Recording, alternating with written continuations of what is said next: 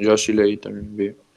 Bueno, vamos a hablar, bueno, cuéntenme cómo es, dónde voy a cultivar. Primero, vamos a cómo se presentaría el caso, mi paciente, cómo llegaría el paciente a decirme, bueno, los síntomas, la parte clínica, el cuadro clínico, luego cómo observamos y cómo procedemos a realizar el diagnóstico para recién llegar a hablar de algún patógeno que sea obviamente que sea dentro de los dermatofitos y bueno, cómo podemos llegar a diferenciar un dermatofito de otro, ¿no? Que es lo ideal.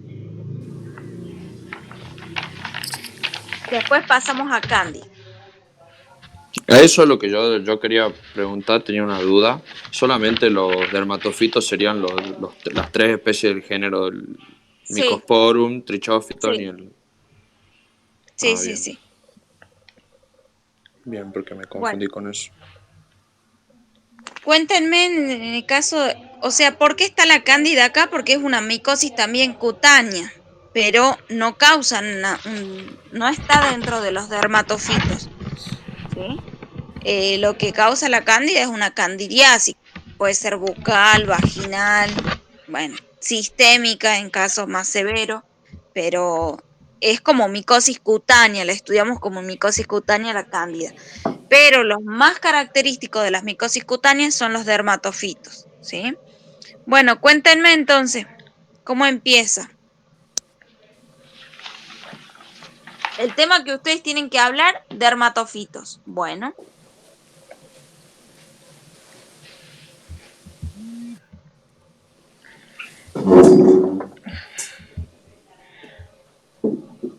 Bueno, podemos comenzar diciendo que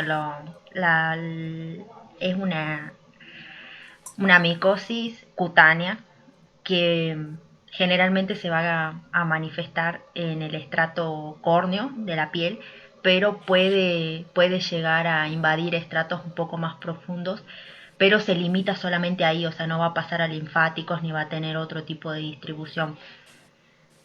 algo muy característico para que te llega a generar una infección por los dermatofitos, ¿es necesaria una injuria? Ay, la verdad que no sé, pero creería que no. Para mí Sí, no. sí, ¿Sí? es necesaria una injuria, una lesión al tejido. Ustedes piensen que el tejido nuestro está totalmente expuesto. Yo rozo la piel de otra persona que a lo mejor tenga el hongo y no por eso me voy a contagiar, ¿sí? Yo cuando doy el beso con la mejilla, la otra persona a lo mejor tiene un hongo en la parte de la cara y no quiere decir que yo me voy a contagiar solamente por rozarle el hongo. No, yo tengo que tener una lesión, una injuria o un raspón en la piel, algo para que pueda ingresar el hongo, ¿sí? Bien. O por supuesto que acuérdense que son hongos dermatofitos, la temperatura es muy importante para los dermatofitos, ¿sí? En este caso, 37 grados, la temperatura corporal es muy importante para que ellos puedan invadir. ¿Y de qué se alimentan? ¿Cómo van generando esa lesión al tejido para lograr colonizar ese hábitat, ¿no? Para llegar a habitar esta zona. De células ¿Qué muertas. generan? Aparte de que se alimentan de células muertas, células en descamación, ¿qué De secretan? queratina. De queratina. Bien, liberan la queratinasas, ¿sí? Las queratinasas van a ir rompiendo nuestra queratina y ellos van a poder ir invadiendo ese tejido. Por lo general, la presentación es casi como si fuera que, ¿cómo se presenta? ¿Cómo llega el paciente? Con una lesión de piel. Vamos a piel y después vamos a nivel unguial. Yo vi fotos como si fueran así manchas circulares, como muy características, digamos, van a estar como descamadas, pueden presentarse en todo el cuerpo, pero bueno, eh, Algo muy característico es que se presenta como si fuera un granuloma, ¿sí? En la piel. Granuloma eritematoso, no se olviden. Es como si fuera un granuloma eritematoso, eh, ser, como si fuera una serpentina que va dando vuelta, o un cordón. así. Uno seguidito del otro, como si fuera un cordoncito, así. Y Uno en, seguido del otro los granulomas, ¿bien? y en cualquier parte Eh, del cuerpo se manifiesta así. por lo general, en las partes donde vos no tenés pelos, donde son lampiñas, Lampiños, ¿sí? claro. Lo que El es la zona de la tronco, abdomen. mejilla, el tronco, la espalda, ¿sí? Todas esas zonas suelen ser las zonas más fácil de poder, que pueda ingresar el hongo. Bien, Una ¿qué pregunta, con que más? digamos en la parte clínica eso es más que suficiente, no necesitamos sabernos esos nombres, ¿no? O sea, dependiendo de la zona que afecte, por ejemplo. Sí, tienen que saber, la terminología la tienen que saber. Por ejemplo, que yo diga, no es lo mismo que, fíjate, una inflamación en piel característico, no te dice nada. No, son granulomas serpentiginosos, se dice, eritematosos, ¿sí? Suelen confundirse como si fuera algo bacteriano. Entonces, fíjate que hay que hacer un diagnóstico diferencial, ¿sí?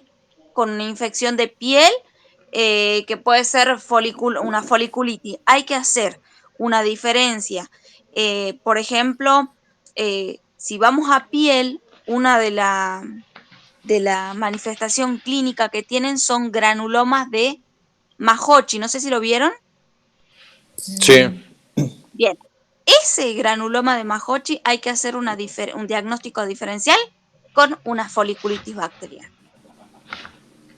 Bien, bueno, viene mi paciente con esa característica. ¿Qué hago? ¿Cómo hago? ¿Qué veo?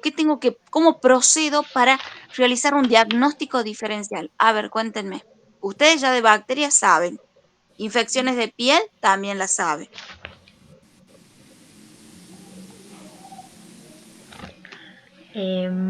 Podemos utilizar la lámpara de Wood. En estos casos no, porque la lámpara de Good sería, por ejemplo, cuando Están por para el más que todo, relleno. diferenciar, digamos. pero para estos hongos no te sirve. Ese es el tema. Sí, la Ujú, lámpara de Good para estos hongos no te sirve. bien, Porque, por ejemplo, no florece a la luz de Good, pero tampoco te florece una bacteria a la luz de Good. Entonces, ¿para qué vas a hacer la lámpara de Good? ¿Sí? Cuando hablas de una malacesia fúrfura, globosa, restricta, bueno, ahí sí te sirve una lámpara de Good.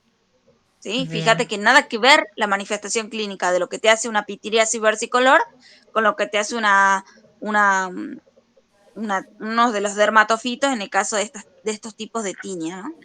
Bien.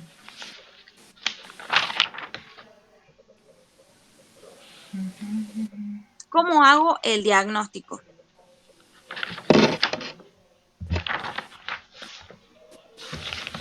Diagnóstico rápido. ¿No tomaría muestra de esa lesión?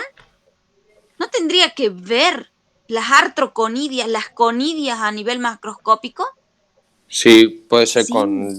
con cloruro de potasio, Hidróxido de potasio. hidróxido de potasio, perdón. Bien, eso. Ahí, Ahí está. ahí observaríamos la morfología y el tamaño de las hifas. Exactamente, tendría que observar ese tipo de conidias para hacer un diagnóstico diferencial. Ahora, eso sería un diagnóstico rápido y directo, una prueba micológica con un examen directo de hidróxido de potasio. Y está perfecto. Cultivos, En agar podría ser. No me sale el nombre. ah, Agar sabor. No me sale bien, bien el nombre. agar saburó. Saburo. El agar saburó lo podemos hacer en agar saburó o podemos agregarle el agar saburó con antibiótico, porque recuerden que estamos tomando muestra de la lesión de piel, donde hay bacterias, entonces debería tener el agar saburó más el antibiótico. Eso se llama microcell, ¿sí? Para inhibir el Y crecimiento bacteriano. Claro, con eso ya. el agar saburó que vienen con el antibiótico ya comercial es el microcell, ¿sí? Entonces ustedes pueden decir, puedo realizar el cultivo en un medio como agar saburó, que son los habituales, los clásicos, o el microcell que ya viene con el antibiótico. Y es importante que nosotros tengamos en cuenta que sea microcel mucho mejor. ¿Por qué? Porque es una infección de piel donde también puede ser algo bacteriano. ¿Bien? Bien, sí, sí. Bien. Bueno, ¿cómo tomo la lesión? ¿Cómo tomo muestra de esa lesión, de esa infección? Raspándola. Con raspado puede ser. Acuérdense que son como granulomas, ¿sí? Son granulomas, están inflamados, eritematoso. Entonces, ¿qué debería tomar? Saco con algún bisturí, raspo parte del nódulo, ¿sí? Si es una úlcera, raspo la cáscara que tapa la úlcera y con aguja fina, ¿sí? De piel, las más finitas, voy a tomar muestra de esa secreción, ¿sí? Porque acuérdense que suelen ser como casi úlceras en la piel. Acuerden que llega al extracto córnea, a diferencia de una malacesia, donde ni siquiera afecta el extracto córnea, es simplemente superficial, lo más superficial, la malacesia, no hay inflamación, no hay nada. Mientras que cuando ya entramos a los que son micosis subcutáneas o cutáneas, ya vemos que llega al extracto córnea, donde puede generar esa presencia de ulceración. Sí, si hay ulceración, raspo, saco la cáscara de esa úlcera y tomo con la aguja fina muestra de esa secreción. Ahí recién voy a hacer el cultivo. Bien. El de, la prueba confirmatoria, chicos, ¿cuál sería una prueba confirmatoria para nosotros? Más allá del cultivo. ¿Por qué les aclaro esto? Porque ustedes van a pensar que el cultivo es como nuestro gol estándar, prueba gol estándar. No, el cultivo como prueba gol estándar es para bacterias, ¿sí? Mientras que para hongos la prueba confirmatoria siempre es histopatológica, mirar al microscopio. Sí o sí, esa es la prueba confirmatoria para nosotros, un estudio histopatológico. Bien, una vez que realizamos esto, vemos la presencia del granuloma en la dermis, ya sea media o profunda, ¿sí? Vemos estos cuerpos extraños que se observan en la dermis. Cuando observamos al microscopio vemos las esporas, ¿sí? Las conidias para ustedes, fragmentos de el folículo piloso, por supuesto que también pueden venir. Les realizamos una tinción, lo podemos hacer con la tinción de las más clásicas en las estructuras fúngicas, es la tinción de Paz, ¿sí? Ácido periódico reactivo de Schiff se llama, o tinción de Paz, le dicen ustedes. Bien, vemos todo esto. Hacemos un diagnóstico de la presencia de estos patógenos. Bueno, ahora, ¿cómo sigo?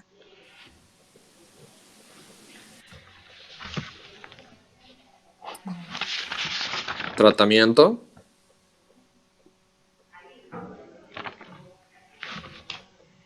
O sea, ya estaría, vos llegaste simplemente a saber qué es un dermatofito por las características. El cultivo, chicos, ¿cómo voy a realizar el cultivo? Ya supimos cómo realizamos la toma de muestra, dónde vamos a cultivar. Ahora, ¿cómo se observa el cultivo? Y en base al cultivo, al reverso y al transverso, voy a poder ver o discernir si es, bueno, estamos dentro de los... ¿Se acuerdan o no? No leyeron esa parte entonces. Yo no tengo eso, profe.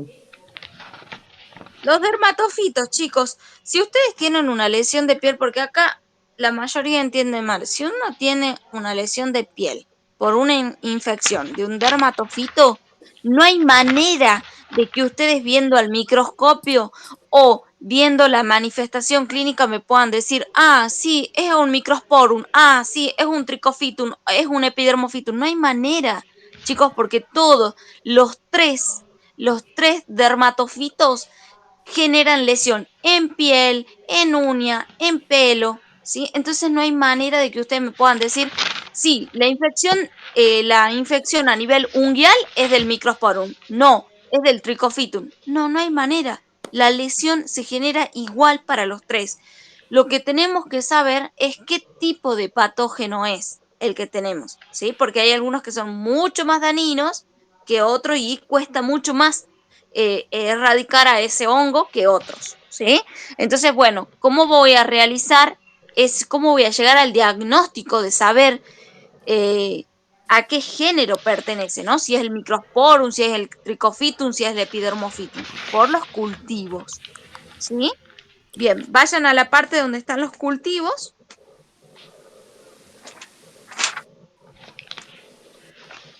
Diagnóstico de laboratorio. Ya vamos a volver al cuadro clínico, vamos a hablar de la Tinea capitis, Barbarie, Corporis, Cruris, Manum, que es la de las palmas, la Pedis, que es la del espacio interdigital de los pies, y las plantas, y lo que es Tinea unguial, que es la de la uña. ¿Sí? Ya vamos a llegar, vamos a volver a eso.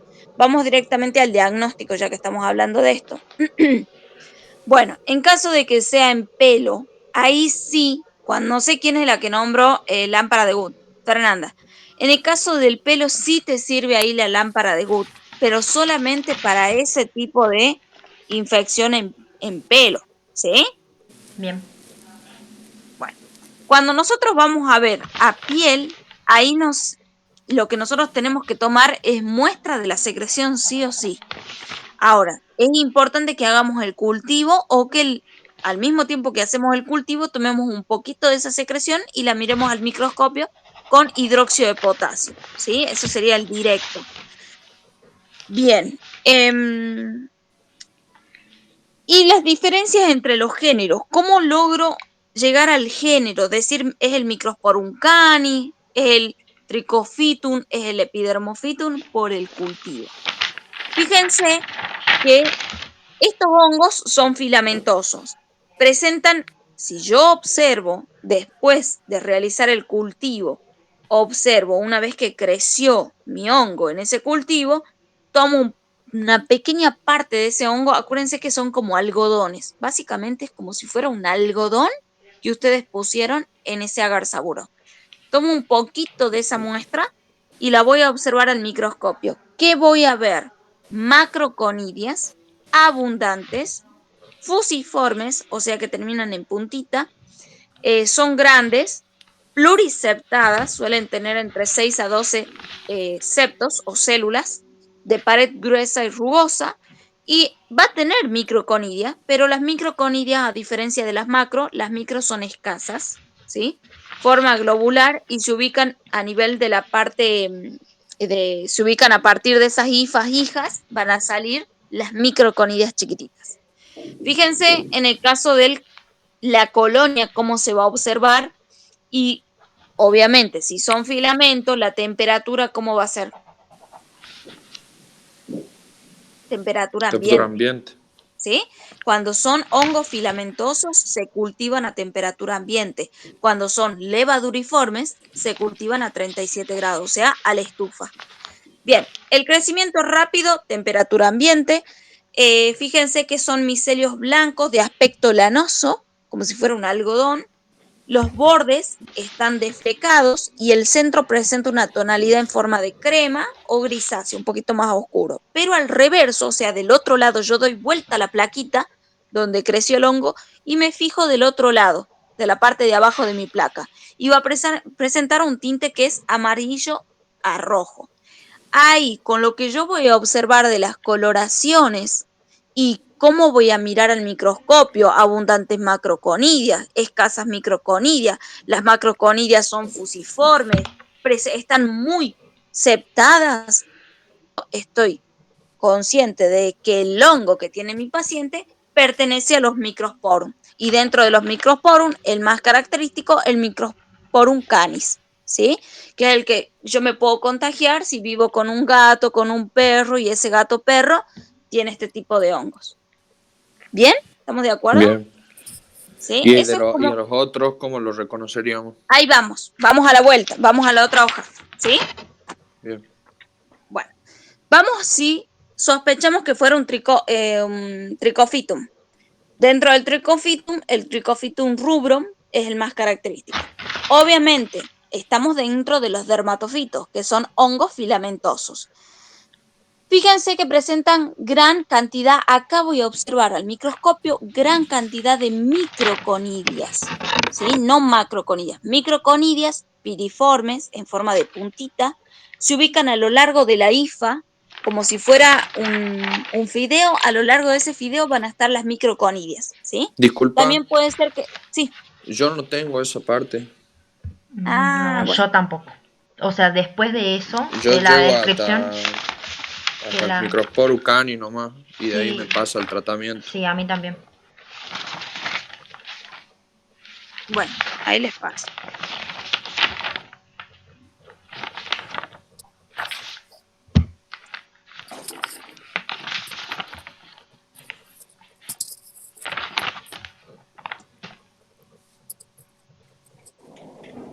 Encima la saqué media movida.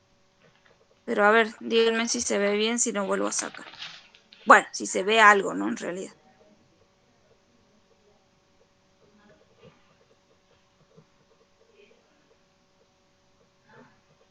¿Se ve algo? Sí, sí. Bien.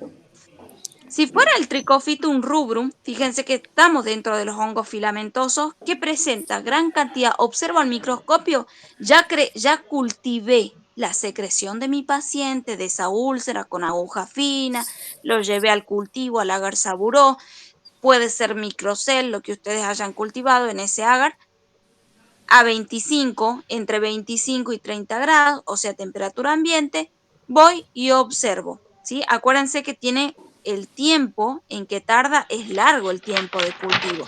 Siempre, más de 5 días, siempre. Cualquier hongo tarda mucho en crecer, ¿sí? A diferencia de las bacterias. Por lo general vamos a esperar aproximadamente, si lo cultivo un lunes, voy a ver al otro lunes. Obviamente no quiere decir que no lo voy a ir viendo todos los días. Todos los días vamos viendo las plaquitas, ¿sí? Pero aproximadamente después del quinto día ya voy a empezar a ver el crecimiento. Fíjense que tiene gran cantidad de microconidias piriformes, se ubican a lo largo de la hifa en racimo, o pueden estar a lo largo de la hifa o pueden estar con forma de racimo, ¿sí? En una sola punta. Las macroconidias acá son escasas. Algunas presentan varios tabiques. La pared de lo que serían las macroconidias, la pared es fina, a diferencia de la anterior que habíamos dicho que es gruesa y rugosa. Acá es fina y lisa, como si fuera en forma de lápiz y no está tan septada como la otra. Acá la otra llegaba hasta 12 septos, es decir, 12 células, porque en cada septo hay células, ¿sí? Acá van a estar septadas, pero no tanto, entre 3 a 8 septos o células. Y fíjense que las colonias, ¿cómo voy a observar en mi plaquita? La apariencia va a ser como aterciopelada, las prolongaciones, tiene como prolongaciones de aspecto de flecado, la otra era como más desmechada que esta, y dos tipos, rojiza al anverso, o sea, cuando yo agarro mi placa donde yo cultivé sin dar la vuelta, ¿sí? La voy a ver rojiza. Cuando la doy vuelta la puedo ver también rojiza, ¿sí? O la puedo ver también, ¿qué otra forma puedo ver? A la que sea blanca de arriba, donde yo cultivé, y cuando la doy vuelta la veo roja, ¿sí? O sea, siempre al reverso va a ser rojo y al anverso va a ser o blanca o roja, ¿sí? Y voy a Bien. estar, si miro al microscopio y me fijo que son abundantes microconidias, piriformes, escasas macroconidias, no tan septadas de pared fina y lisa, yo estoy en condiciones de decir que el hongo que tiene mi paciente es un Trichophytum. Ahora, Bien. no estoy seguro de decir rubrum, se dice Trichophytum sp. De los más comunes es el rubrum, ¿sí? Bueno, vamos al epidermophytum. Del epidermophytum, el epidermophytum flocosum sería uno de los más característicos dentro de los epidermophytum. Fíjense que es un hongo, ¿qué quiere decir antropofílico?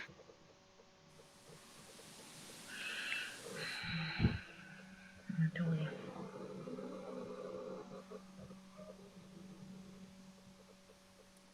No, la verdad que no lo escuché nunca. Cuando decimos antropofílicos, un hongo zoofílico.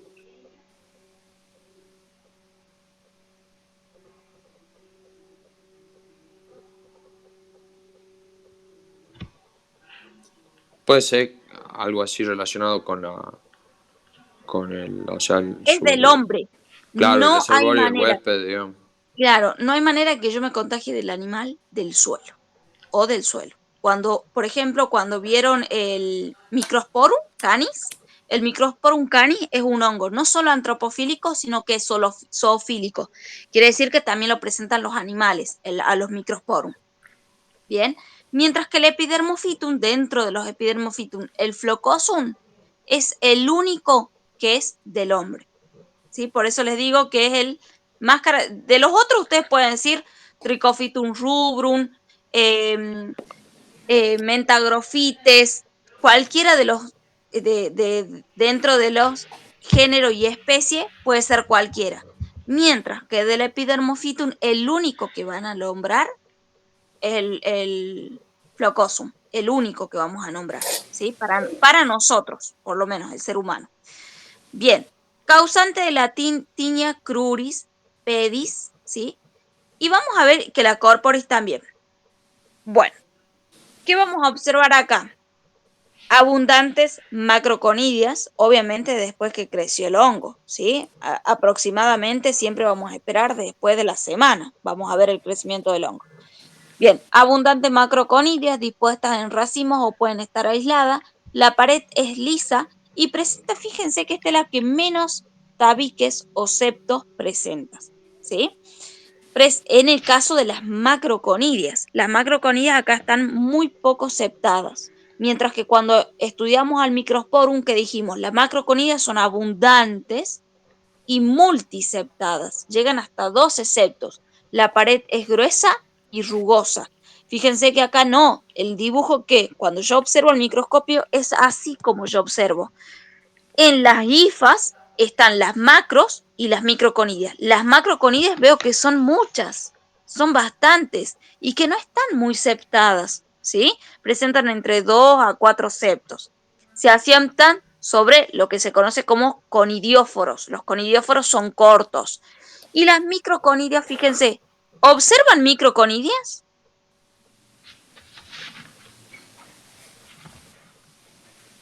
En el dibujo que está abajo, donde le dice colonia No, 13,7. no hay. No, son todas macroconidias. Y fíjense los septos, 3 septos, 4 septos, ¿sí? No están multiseptadas como las anteriores. Bueno, la pared finita y lisa, se las ve. Y no veo microconidia. Ahora, ¿cómo voy a ver en el cultivo? Cultivo que va a crecer aproximadamente entre los 7 a 9 días, temperatura ambiente, sí. Es un hongo filamentoso, así que tiene que crecer a temperatura ambiente. El hongo, ¿cómo lo voy a observar? Aterciopelado, es plano, y no voy a ver levantado como en las otras, ¿sí? Acá va a ser plano.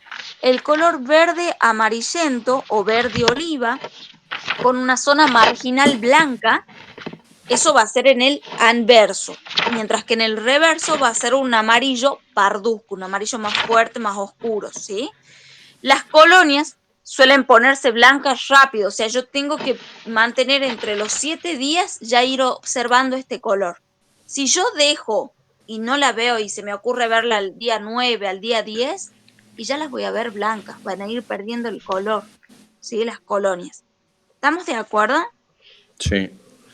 Entonces la diferencia entre los, o sea, entre los En los tres, dermatofitos. claro, La sí. única manera que vos puedas diferenciar que el hongo que tiene mi paciente, vos podés tener incluso un hongo en el dedo, unguial y un hongo en la cara, y ser hongos totalmente distintos, y necesitas el tratamiento, distintos tipos de tratamiento, uno que llegue a piel y otro que llegue a uña, ¿sí? Y dependiendo de, por eso es importante cuando nosotros realizamos la toma de muestras, realizamos el cultivo en el agar, que prestemos atención al hongo que nosotros nos está creciendo, que vemos si vemos macroconidias, si vemos microconidias, si las microconidias son abundantes, si las macroconidias son, o las macroconidias son abundantes, de pared gruesa, multiseptadas, ¿sí? Bueno, me fijo cuáles eran las macroconidias abundantes, multiseptadas con microconidias escasas. ¿Dónde habíamos visto esto? Microsporum. En el microsporum. ¿Cómo debería ser el tipo de el color, la coloración en el agar de la colonia? ¿Cómo era? Algodonosa, como si hubieran puesto un algodón arriba del agar. ¿Qué más? Deflecada. ¿Qué más veía? ¿Cómo era el color en el adverso y en el reverso? Era rojizo y si no también lo podríamos ver en el anverso blanca y en el reverso rojiza cuando lo dábamos vuelta también. La tonalidad de lo que era el microsporum, ¿no? El microsporum presentaba un color que era en el Claro, reverso, me confundí con el otro. era amarillo, ¿sí? Amarillo que se volvía como a rojo, a naranja, se va pasando, según el tiempo, va pasando la coloración. Pero adelante era cremosa, ¿sí? Por eso es como que les dije que presentaba como un algodón y tenía como una zona grisácea, como un puntito adentro, ¿sí? En ese algodón que estaba como deflecado, estaba totalmente deflecado, ¿sí? El microsporum. En el centro de ese crecimiento veían una zona como un punto más oscuro o grisáceo, ¿sí? Cuando yo daba vuelta al reverso veía así un tono amarillento, ¿sí? Pero mientras, sí, eso era en el microsporum. Ahora, si era un tricofitum, ahí sí veías rojo rojo o blanco rojo, ¿sí? Y por supuesto que lo que yo tengo que observar en microscopio debe ser microconidias abundantes, macroconidias Escaso. escasas, ¿sí? No tan septadas, presentaban hasta 3 a 8 septos o células, ¿sí? Mientras que si estaba ya en el epidermophytum, que el único que vamos a ver del epidermophytum es el flocosum, porque es el único que nos puede habitar en el cuerpo, este hongo, ¿cómo era? ¿Cómo lo observamos? Escasa, escasa. Yo no tengo que observar ni una microconidia. Sí. Macroconidias, todas. La Abundante y muy macroconidia es poco aceptada. muy poco aceptada, pared fina y bien lisa la pared. Ahora, cuando voy a la coloración, a observar la placa, el color del hongo, del crecimiento, ¿qué observaba en esa colonia grande? ¿Qué observaba? Eran aterciopeladas, las veíamos de color verde amarillento. Ujú. La zona blanca marginal, ¿sí? Que se va Sí. haciendo amarillento en el centro y la zona blanca se va haciendo a medida que vamos llegando a la zona marginal, a las puntas, a los extremos. Bien, los damos vuelta y presentaba como un color verde o un color verde como más parduzco, un amarillento más parduzco del otro lado, ¿sí? Fíjense que nada que ver un color con el otro color de lo que es un microsporum, un tricofitum y un epidermofitum. Y nada que ver con lo que yo voy a observar al microscopio, ¿sí? ¿Queda claro eso? Sí. Sí, Es la única manera en que ustedes puedan decir, bueno, ahí tengo un microsporum, o tengo un epidermofitum o un tricofitum. Pero si ustedes observan el hongo en una persona, en la piel, en la cara, las características son iguales. No hay manera de que ustedes viendo esa manifestación clínica puedan decir, tenés un microsporum o tenés un tricofitum. No. Bueno, vamos Necesitamos a lo, mirarlo sí o sí al microscopio. sí, al microscopio. Exactamente. En los dermatofitos, sí o sí.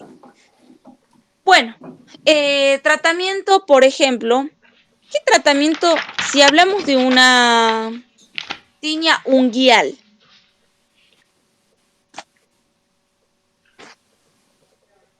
¿Cómo sería, primero que nada, cómo sería observar un hongo en lo que es una tiña unguial? ¿Cómo en la manifestación? Porque ya hablamos del pelo, hablamos de la piel y vamos ahora a la uña.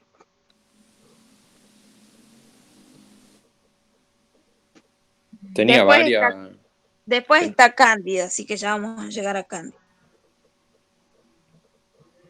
tenía, lo que yo había leído es que tenía varias formas clínicas en la presentación, puede ser. Bueno, a ver, contame. Yo le había visto que podía haberse uso unguial que se presentaba con hiperkeratosis ¿Sí? y después puede haberse blanca superficial Bien. Pero y presenta, bien, esa tiña unguial, la que vos viste, obviamente la superficial, la con hiperkeratosis, que ya llega a la parte subunguial, ¿sí? Y ya cuando hablas de una tiña subunguial, ¿puede ser algo crónico ya? el que general yo creo que son que es difícil erradicarlas, digamos, así que Bien. Y esa tiña unguial, subunguial, ¿no? Tiene presentación distinta. ¿No la pudieron ver a la presentación?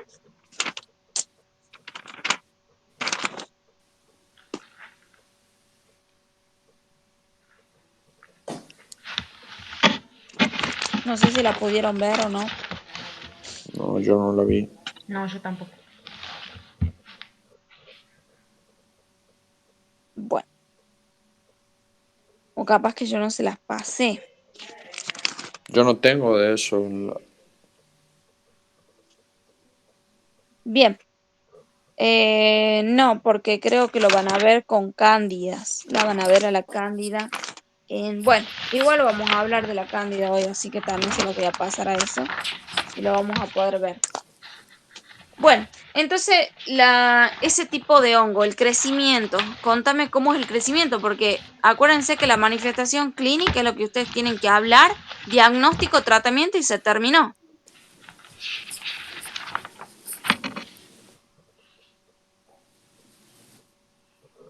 Lo que yo quería saber era en cuanto al tratamiento. Le podés dar un itraconazol. Si Pero estás hablando de... sería, o sea, tópico, digamos. Sí, sí. Cuando das el tipo de tratamiento, bueno, dependiendo qué tipo de hongo sea, va a ser el tipo de tratamiento que vos le tenés que dar. Puede ser un tópico dentro de los, a ver, por ejemplo, ¿no? No se me viene uno. El sertaconazol, eh, buconazol también. Esos son imidazoles, ¿sí? Los triazoles, el que yo te nombré, es el itraconazol, ¿sí? Que el itraconazol es muy fuerte, está dentro de los triazoles y puedes darlo para un paciente con una tiña unguial, ¿sí? Si no, das un imidazol. Y dentro de los imidazoles, los que sean tópicos, no que sean sistémicos, que sean tópicos, un buconazol, por ejemplo, que ya te lo nombré, oxiconazol también, que son imidazoles tópicos. No confundirse con los otros que son los triazoles, como el itraconazol. ¿Bien? Y siempre tenemos que hacer la aplicación del ácido salicílico al 6% y de la urea al 40%, o sea, previo a la aplicación de los imidazoles, digamos. Lo podés realizar porque, por ejemplo, si, por ejemplo, dependiendo, en el caso del econazol no hace falta. Dentro de los econazoles, hay algunos que dentro de los imidazoles tópicos que no le tenés que realizar eso, ¿sí?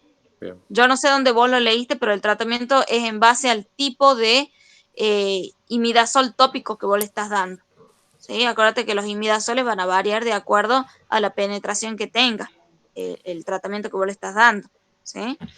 Y dentro de los sistémicos de los imidazoles, se los digo ya porque como vamos a ver cándida, está bueno que los vean. Imidazoles sistémicos es el miconazol, el ketoconazol, ¿sí? Sí. Bien. Bueno, ¿qué más íbamos a ver? Ahora sí pasemos a... No, ustedes me están haciendo perder. Quería que hablen de la uña, ¿sí? Que es uno de los hongos más clásicos, muy frecuente. De hecho, les cuento que fue una bioquímica, me tocó la guardia de ayer. Yo la veo con el guante en todo momento y le digo, bueno, estaba procesando una muestra, digo, bueno, termina de procesar la muestra, calculo que se va a sacar los guantes. Y va y toma té, pero con otros guantes, ¿no? Y le pregunté qué le pasaba, si se había cortado, si tenía alguna herida, algo. Y me cuenta que por hacerse el tratamiento ese de las uñas esculpidas, porque ella siempre las tenía divinas a las uñas, se hace el tratamiento de las uñas esculpidas la última semana, le tocaba un tratamiento en el mes anterior y se hizo.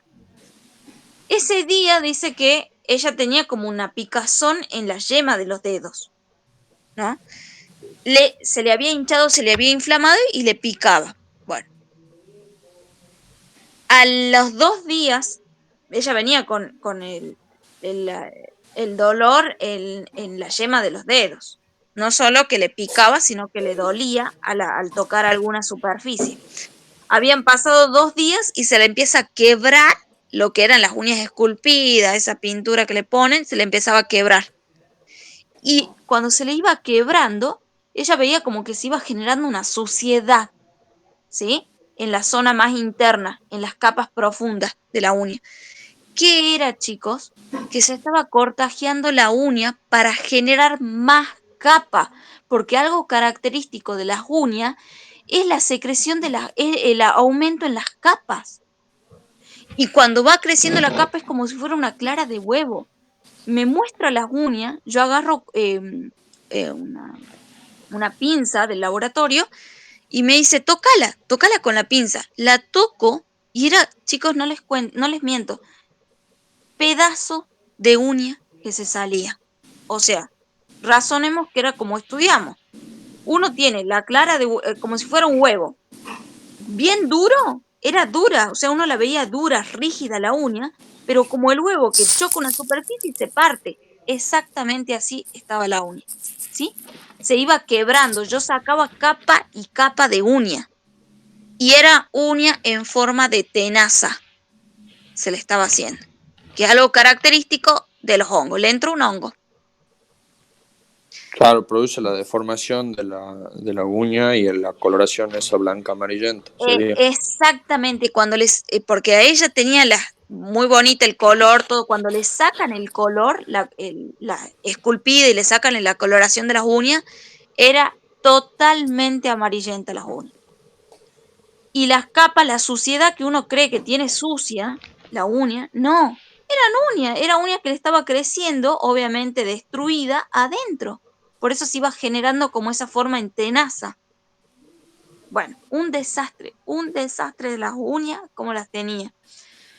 Y todas, porque uno puede decir, bueno, me entró un hongo, no, en una uña, porque me mordí, porque me lo llevé a la boca, porque en la boca también tenemos hongo, etcétera, etcétera. No, esto fue por el tratamiento, porque si no, no hubiera sido en todas las uñas.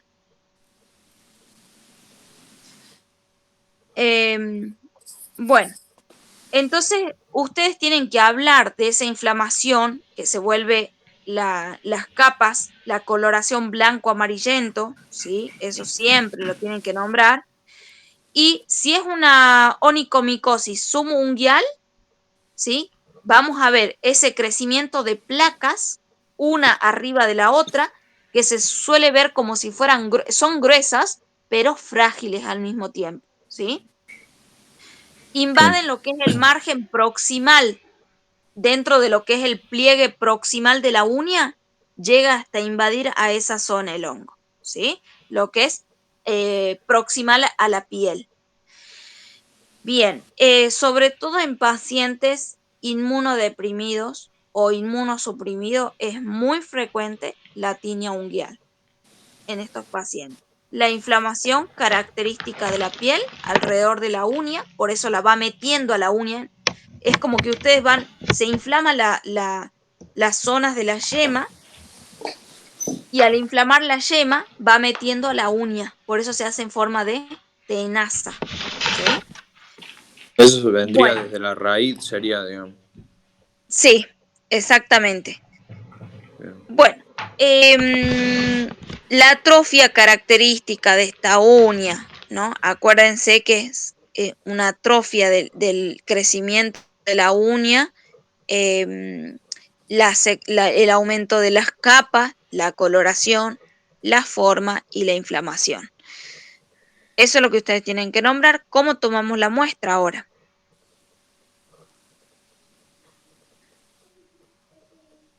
¿Cómo va a ser la toma de muestra de esto?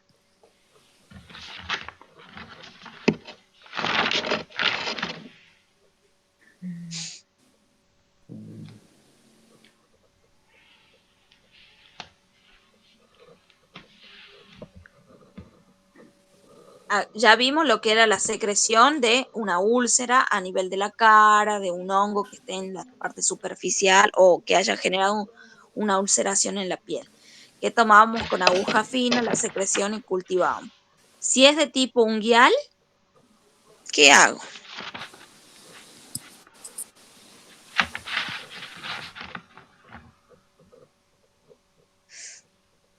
¿No tengo que raspar la uña? Ver en esas capas de uña.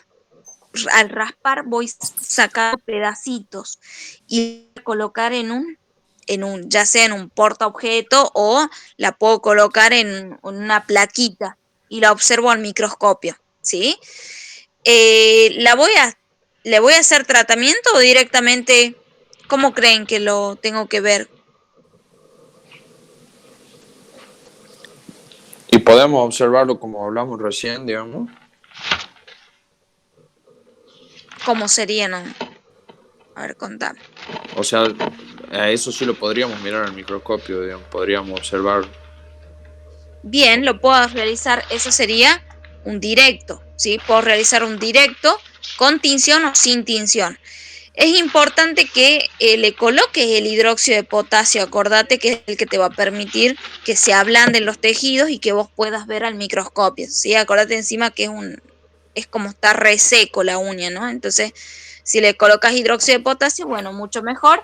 Y si le colocas el colorante, también le podés colocar un colorante y observar el microscopio, ¿sí?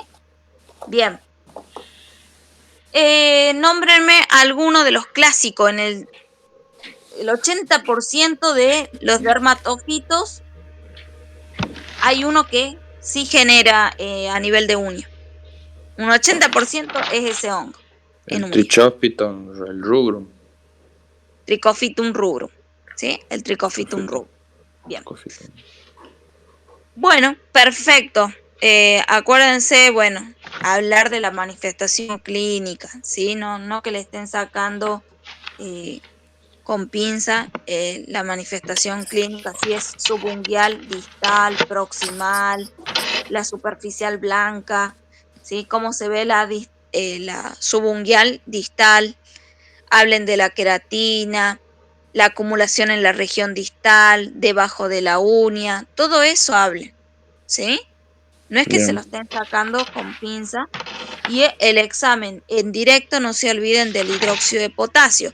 Por supuesto que hay otras técnicas, lo puedo realizar con tinción, sí, con algún tipo de tinción que para los hongos ya les dije, ácido periódico reactivo de Schiff, ¿se acuerdan? La técnica, la tinción con paz. Bueno, eso también se puede realizar, la tinción con paz. Y otro de los medios que tenemos es por biología molecular, pero no se va a hacer biología molecular para ver un hongo. Vamos a observar sí o sí. Lo más clásico es o mirar al microscopio, realizar el cultivo y luego observar el microscopio con tinción. Eso es lo más clásico. No se va a hacer una biología molecular en cultivo, una reacción en cadena de polimerasa. No se va Claro. a hacer eso. Bueno, quedó claro este tema, ¿no? Sí. Vamos a lo que es la cándida.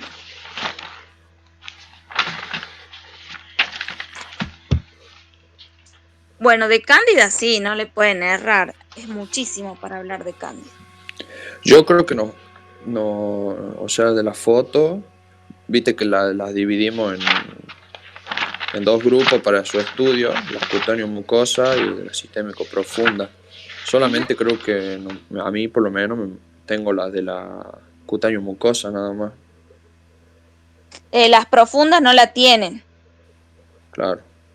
Bueno, ya se las paso, las profundas. Sí, las profundas tenés que estudiar, son tres nada más de las profundas, ¿sí? Que es la blastomicosis. ¿Qué otra más tenían acá?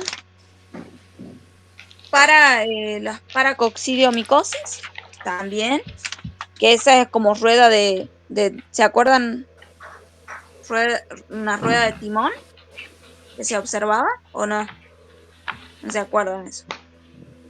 Siempre se las dicen, en el teórico se los dicen, así.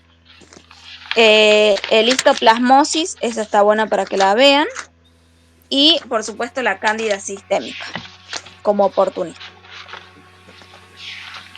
Bueno, vamos a lo que es cutáneo y de mucosas, de cándida. Si saben esto, saben la sistémica, nada más que la clínica en la sistémica va a cambiar, ¿sí? Pero el diagnóstico es lo mismo, nada más que la toma de muestra, obviamente que la toma de muestra va a ser otro tipo de toma de muestra, no va a ser la misma toma de muestra que es a nivel cutáneo o de mucosas. Si es sistémico, bueno, voy a sangre, chicos, ¿sí? Si sospecho de un hongo a nivel sistémico, ¿sí? Ahí va a ser diferente, pero el diagnóstico, como las pruebas del laboratorio son exactamente igual. El cultivo, dónde voy a cultivar, qué voy a observar, cómo es las conidias que voy a observar, es lo mismo, ¿sí? Y la manifestación clínica difiere. Es mucho más agresivo. El tratamiento siempre dependiendo si es sistémico, cuál es el tratamiento más característico, si es sistémico. El ketoconazol. ¿U otro? El miconazol. Bueno. Vamos con esta, a ver, cuéntenme. Acá, por supuesto, que si es cutáneo y de mucosas, puedo tener una cándida que es a nivel cutáneo, como puede ser a nivel de... Los pliegues. O sea, lo favorece los pliegues generalmente en zonas personas. húmedas. Claro, porque Zonas son zonas húmedas. húmedas. Las O sea, axilas, los surcos interglúteos, ¿sí? Sobre todo si la persona es diabética, obesa es también. muy frecuente, o es obesa, es muy frecuente debajo de las mamas, en las axilas que se le vuelven más oscuros por la presencia de los hongos, a nivel interglúteos, ¿sí? En el bebé también tenemos la cándida de pañal, ¿sí? Bueno, a ver, cuéntenme eso. Porque lo tienen en la hoja. Es para que ustedes también hablen, ¿no?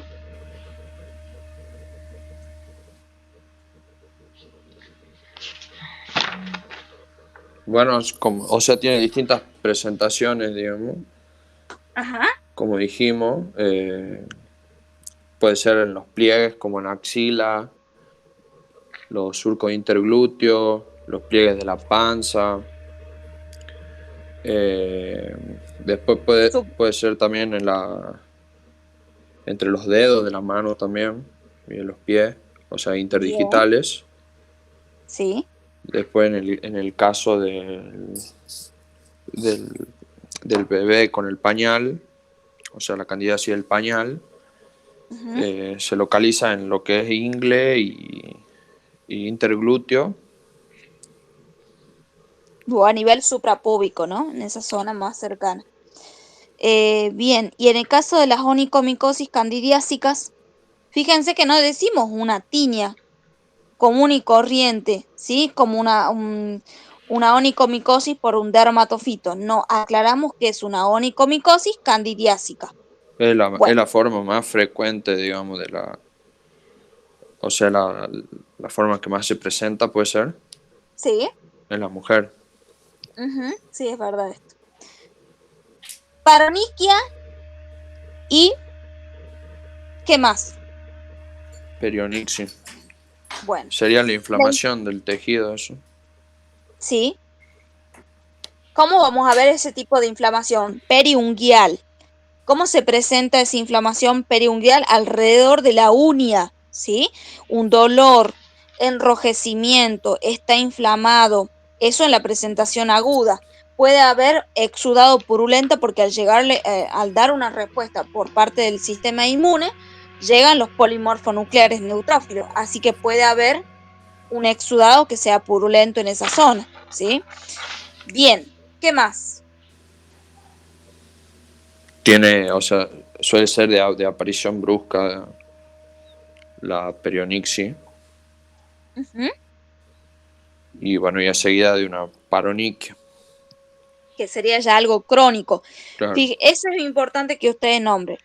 La perionixis es algo que es rápido, es brusco, la zona está eritematosa, edematosa, dolor, enrojecimiento, inflamación, hasta se me pueden inflamar los dedos de las manos, las yemas, ¿sí?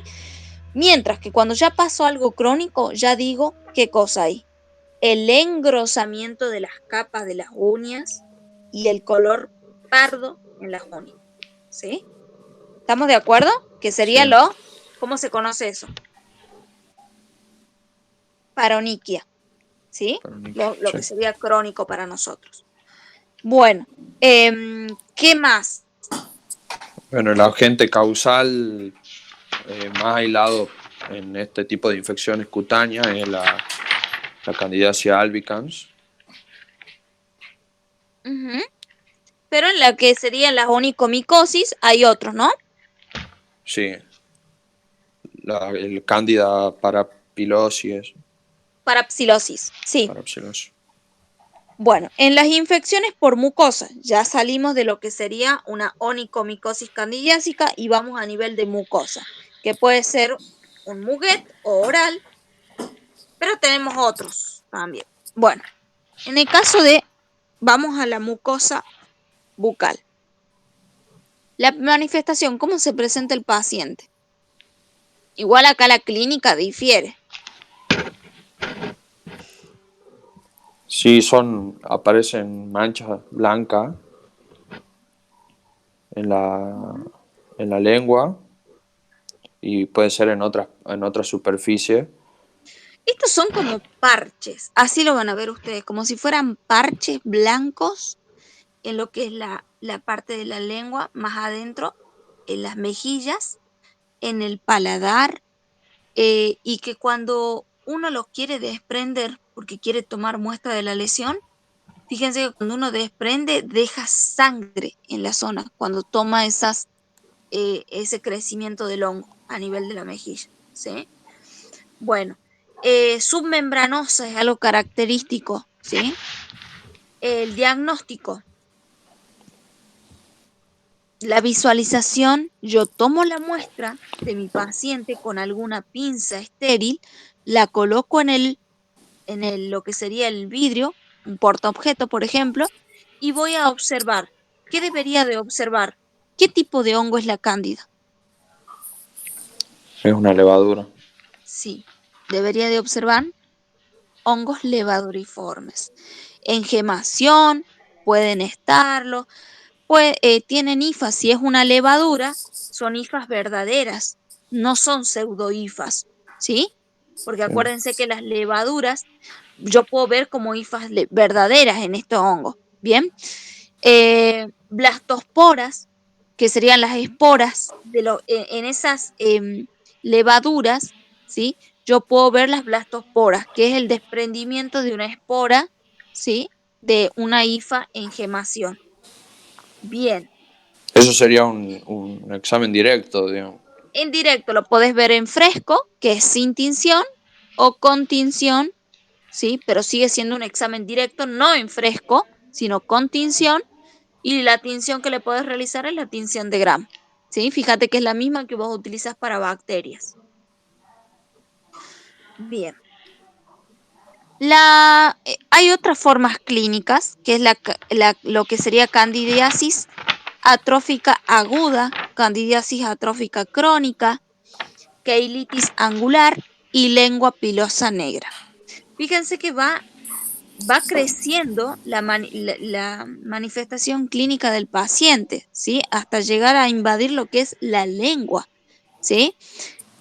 Vamos a lo que es candidiasis atrófica aguda. A ver, Nico.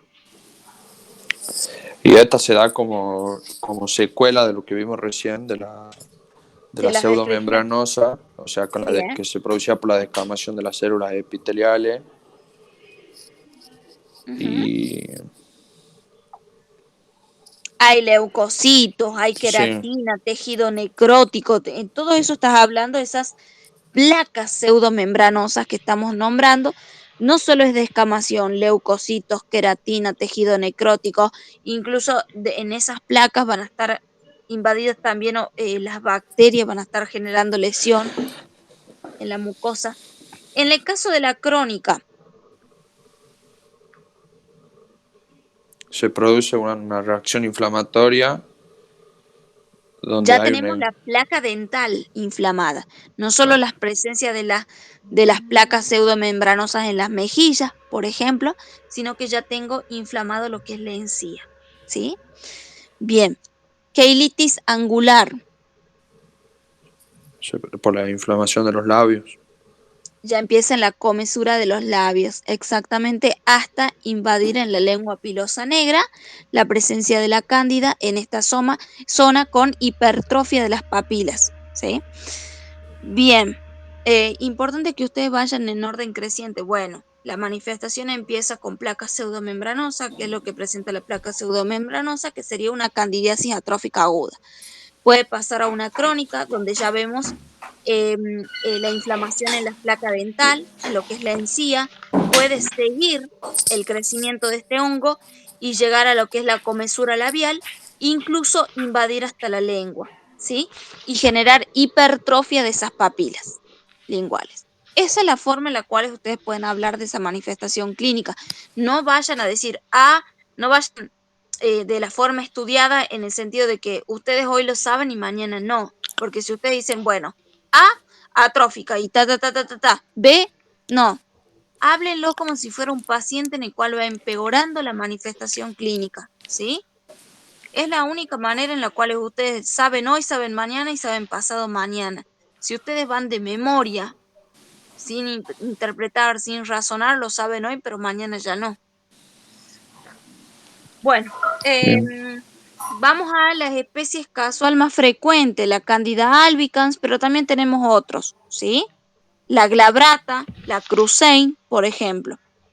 Tratamiento fluconazol, ¿sí? En el caso del fluconazol, ¿estaríamos dentro de qué? ¿Qué tipo de clasificación de Sistémicos. pero estamos dentro de los imidazoles o los triazoles? Imidazol. Este es más fuerte, es fuerte el fluconazol. Es triazoles. Triazol. ¿Sí? O sea que cuando ustedes nombren como tratamiento se da fluconazol, que está dentro de los triazoles. Bueno, ¿qué más tenemos? Puede ser una esofagitis por cándida, una candidiasis de la mucosa gastrointestinal, vulvovaginitis, balonitis. Bueno, a ver, vamos a la vulvovaginitis.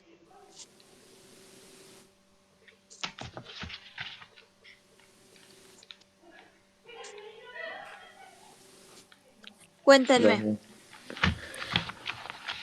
Clínicamente cursa con leucorrea y presentan las placas pseudomembranosas en lo que es la cavidad vaginal, que también lo puede presentar en lo que es la vulva, el periné y las regiones inguinales.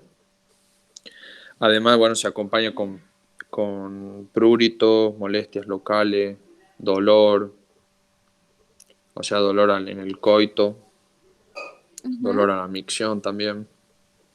Frecuentemente en pacientes diabéticos o pacientes que tengan algún tipo de disminución del sistema inmune, ¿sí? Cuando hablamos de infecciones a nivel vaginal, Perfecto, yo te puedo decir, bueno, tengo una infección por cándida a nivel vaginal. Contame la manifestación clínica, Fernanda, que es mujer, contame la manifestación clínica que puede tener mi paciente.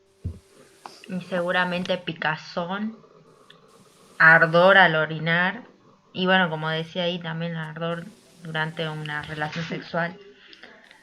Bien, fíjate que vos te cuento eso y vos sospechás que puede ser otro. A ver, ¿qué otro, una bacteria que podemos tener que también genere inflamación en esa zona? La Escherichia coli. Ujú, bien, que el 90% de las infecciones a nivel vaginal suele ser por un mal secado en la zona, Anomalía, arrastrar, arrastrar claro. esta bacteria de lo que es de la materia fecal. Bien, ponele que hay descarte de lo que es una Escherichia coli. Se descartó. Y hablemos de una infección de transmisión sexual. Puede ser Neisseria gonorrhoeae. Puede ser, sí, sí, porque también va a generar ese tipo de dolor al coito, malestar, ¿sí? Dispareunia, con esa secreción característica. En el caso de, en el caso de las levaduras también vamos a observar, de la cándida también vamos a observar secreción en la zona, no solo inflamación. Pero em, aparte de eso, ¿no? ¿Qué otro patógeno en el cual no veríamos la manifestación clínica de esa secreción? Veríamos otro tipo de manifestación a nivel sistémico. También infección de transmisión sexual y bacteria. ¿Tricomonas puede ser? Bacteria. El que produce la sífilis. Sale el nombre. Ay, no me sale el nombre. Nicolás. Ay, lo tengo en la punta de la lengua y no me sale el nombre. Treponema pallidum. Bien. Contame del treponema pálido. Eh, Un poquito. Ya que es bacteria, vamos a nombrar un poquito. La manifestación, cómo se presenta el treponema pallidum, es 3 diagnósticos tenés para hacer en las 3 fases que presenta mi paciente. el, Esta es una infección de transmisión sexual, o sea, eso lo tengo que tener en claro, que el tratamiento se hace a la persona, infecta a la persona que se le diagnosticó, como a las o la pareja. Y si es una madre, tenemos que tener en cuenta, si está embarazada, lo que es la sífilis congénita, ¿sí? Y el tratamiento al bebé, después, posparto. bueno, en la parte, Bueno, cuando está en la sífilis primaria, tenemos que tomar, o sea, vamos a tener en cuenta el chancro sifilítico. Muy raro que encontremos a un paciente con, o sea, que se presente con el chancro sifilítico, porque al ser indoloro es como que la persona no lo tiene muy en cuenta y desaparece después con el tiempo. O sea, dura solamente un tiempo y al ser indoloro y todo, desaparece y la persona piensa que se curó o que ya desapareció todo. De ahí podemos tomar la bien. muestra dentro del chancro, digamos, para... Aparte que es una erosión, algo que sale que no duele, ¿sí? A diferencia de lo que cuando tenía una candidiasis, una cándida vaginal que me duele, me pica, me arde, hay secreción. Lo mismo que, ¿qué otra más nombraste?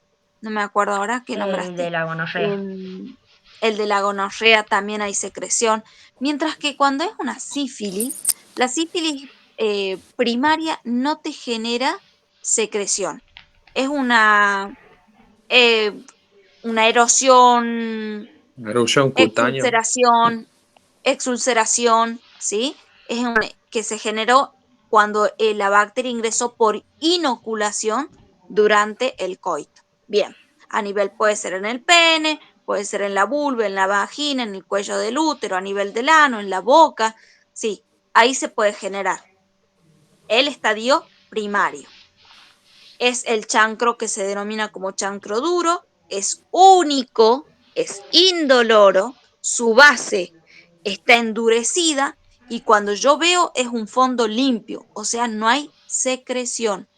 ¿Sí? Es un fondo limpio, pero indura su base.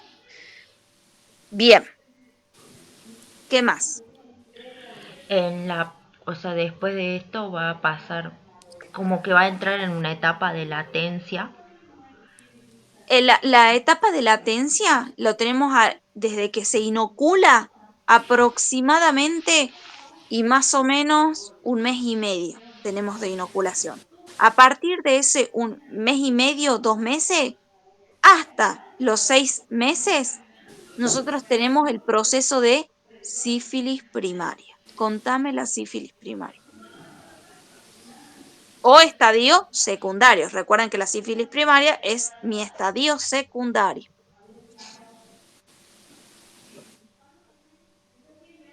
O sea, después que aparece el chancro. Ya salió el chancro, ya pasó esa etapa, se fue porque estuvo el tiempo este que te digo, un mes y medio, no duele, no pica, no arde, no pasa nada, pasa inapercibido. Paso a la sífilis del estadio 2 o sífilis secundaria. Donde tenemos Se, la aparición de las adenopatías satélite. O sea, vamos a ver cómo... Que sería manifestación a nivel eh, cutáneo mucosal. claro, en las palmas de las manos. Y no me acuerdo dónde más ¿Cómo son aparece. esas manifestaciones cutáneas? Son eritematosas, ¿sí? Como si fuera una rosácea, pero es una rosácea pero sifilítica. Es papulosa, ¿sí? Bien. A nivel de la mucosa, puede ser en boca, laringe, faringe. A nivel de la mucosa anogenital también puede ser. Y llagas obviamente que puede ser. son eritematosas, ¿no? Bien. ¿Cómo? A nivel de las mucosas puede ser que se presenten en forma de llagas. Sí, sí. Hipertróficas, ¿sí? Acuérdense. ¿Cómo se llaman eso? Si lo observo en la mano, muy característico en las palmas de la mano. Condilomas. Condilomas planos. Exactamente, los condilomas planos Y eso suelen estar aparecen presentes en el estadio 2, dos. estadio Claro, aparecen secundario, después del chancro. siempre después del chancro. Bien, después de haber pasado ya 6 meses, ¿sí? Aproximadamente 6 meses. Bien, puede presentarse alopecia en el paciente, ¿sí? Bueno, ya pasamos estos 6 meses. Manifestaciones generales que se pueden dar durante esos 6 meses. Pérdida de peso, inflamación. Inflamación. Adenopatía generalizada. La adenopatía generalizada, acuérdense que es el lugar más importante por donde van invadiendo los ganglios, ¿sí? La fiebre, la cefalea, artralgia, a nivel hepático, esplenomegalia. Bien. Hay un porcentaje de pacientes que están comprometidos en los cuales puede llegar al sistema nervioso central, pero solo un 40%, ¿sí? La gran mayoría no va a lo que es sistema nervioso central, pero puede ir a tejidos oculares, ¿sí? Puede dar una rinitis, una iritis, si es a tejido ocular. Bien. Estadio, pasamos ya los 6 meses, vamos al estadio terciario, conocido como estadio latente. Bueno, es la etapa más agresiva, más destructiva de la sífilis. Y los síntomas que pueden presentar pueden ser los gomas,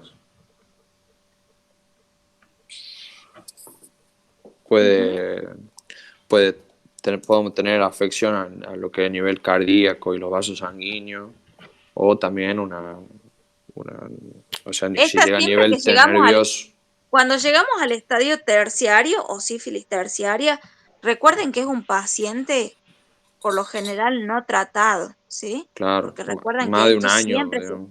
se puede, exactamente, se puede controlar. Esto sí se puede controlar y es importante el tema de hacer un control o hacer el diagnóstico de lo que es la sífilis secundaria. Sobre todo ahí se llega, ¿no? A la sífilis secundaria. Eh, puede percibir, puede estar en un estado latente durante el estadio terciario y va a registrar aproximadamente, puede ser 2 años de latencia a 40 años teniendo al patógeno en estado latente, ¿sí? Pero por supuesto que va afectando, va a haber manifestaciones cutáneas, osteoarticulares, cardiovasculares, a nivel neurológico, a nivel de los meninges, los gomas en el sistema nervioso central, en la médula, puede generar parálisis general progresiva, ¿sí? Demencia en el paciente si están los gomas a nivel del sistema nervioso central. Bien, es algo muy, mucho más agresivo, pero que es un paciente que generalmente no está tratado. Bien, en caso de la neurosífilis, ¿qué pueden decir de la neurosífilis? Habíamos dicho que la manifestación en un estadio terciario podía llegar a nivel del sistema nervioso central. Aproximadamente pacientes no tratados entre un 10 y un 40% de estos pacientes va a llegar a una neurosífilis.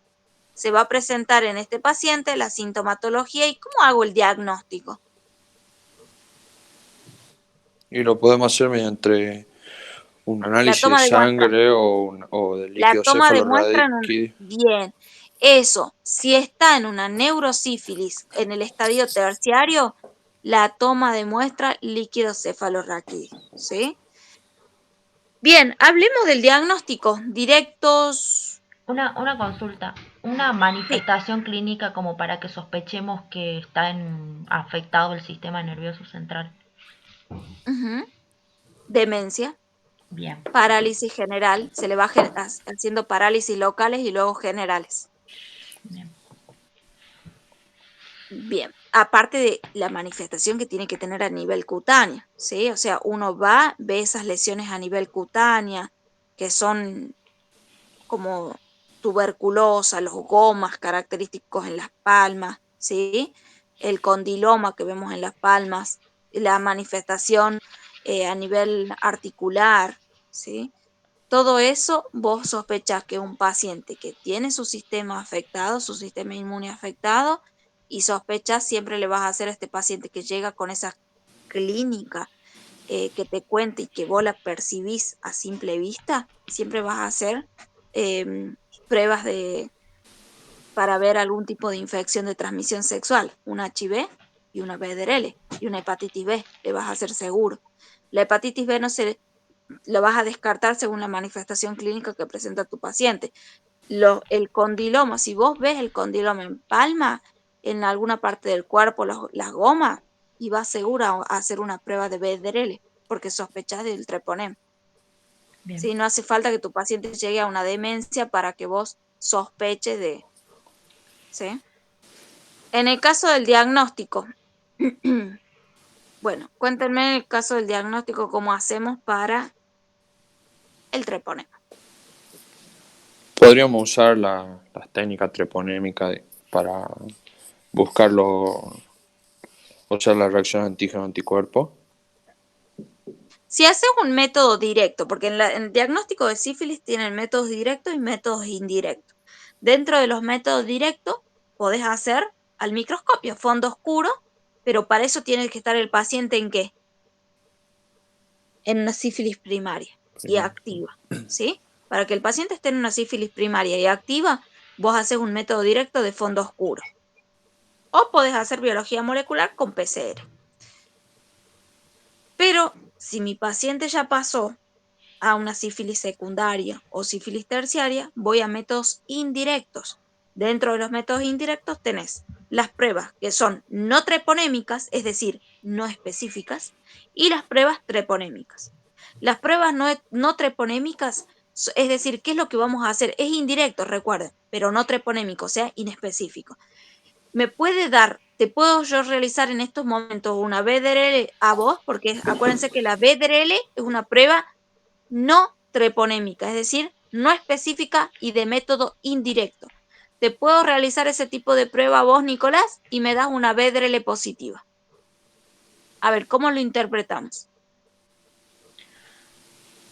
Puedo sospechar que esa persona tiene treponema, pero necesito realizar, tiene sífilis, perdón, pero necesito realizar una prueba específica para confirmar el diagnóstico. Exactamente. Ahora, él tiene la manifestación clínica y da una BDRL positiva. O sea, es como casi ya estaríamos con, de todas maneras, hay sí o sí que confirmar el diagnóstico, más allá de la clínica y una prueba no treponémica positiva o reactiva, yo debo hacer una prueba sí o sí seguida de una prueba treponémica para confirmar a mi paciente y que empiece el tratamiento. Acuérdense del tratamiento, la penicilina, ¿sí? La penicilina, en el caso de los pacientes, empiezan en el momento en que se confirma, ¿sí? Hay médicos que no, hay médicos que lo inician cuando da una BDRL positiva porque la parte confirmatoria va a tardar, ¿sí? Bien. Bueno, en el caso de las pruebas treponémicas confirmatorias, ¿saben alguna? Ah,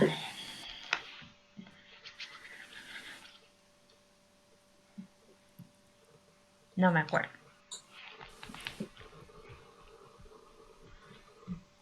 Nicolás.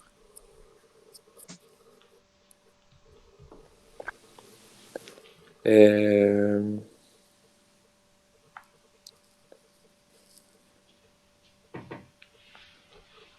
puede ser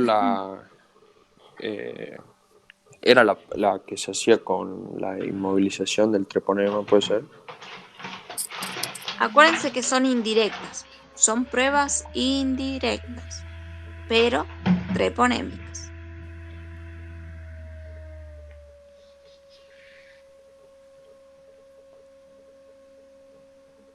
Anticuerpos que sean específicos para algún antígeno del treponema, ¿sí? Claro. O sea, yo tengo que buscar en vos anticuerpo, porque la BDRL vos podés dar positivo, pero no es un anticuerpo que es contra el patógeno, son reaginas, sus moléculas, como si que nosotros lo vamos a llamar anticuerpo en todo caso, o antígeno lo vamos a llamar, dependiendo de la prueba que vos realices, pero son reaginas, sustancias que se van generando en tu sistema en base a que cuando el patógeno pasó y fue lisando cardiolipina, fue realizando lípidos de membrana, fue generando ese daño a la célula y la célula fue desprendiendo lípidos. Vos, en base a la presencia de esos lípidos, realizaste anticuerpos que se conocen como reagina. Pero fíjate que no es anticuerpo contra el parásito, sino contra los lípidos, la cardiolipina, por ejemplo. Entonces yo lo que hago es una prueba no treponémica para ver la presencia de esas reaginas, ¿sí? Si están esas reaginas presentes, se sospecha que hubo presencia del patógeno de la bacteria, ¿sí? Del treponema pálido. Ahora, lo confirmo con un método que sea indirecto, pero que ese método indirecto busque anticuerpos Con el ISO. específicos, por ejemplo, un CIA, un EIA, ¿sí? Bien, exactamente. Un CIA, que es un inmunoensayo quimioluminiscente, si cuento con un microscopio de fluorescencia. Si no, hago un EIA, que es un inmunoensayo enzimático, conocido como ELISA, también. ¿Estamos de acuerdo? Sí. Bien. Esa es la manera en la cual ustedes tienen que decir, puedo hacer una TPA, por ejemplo, una TPH, una TPA. Acuérdense que, por ejemplo, la TPH es hemaglutinación para anticuerpos del treponema pálido, ¿sí? TPH, hemaglutinación para anticuerpos del treponema pálido, ¿sí?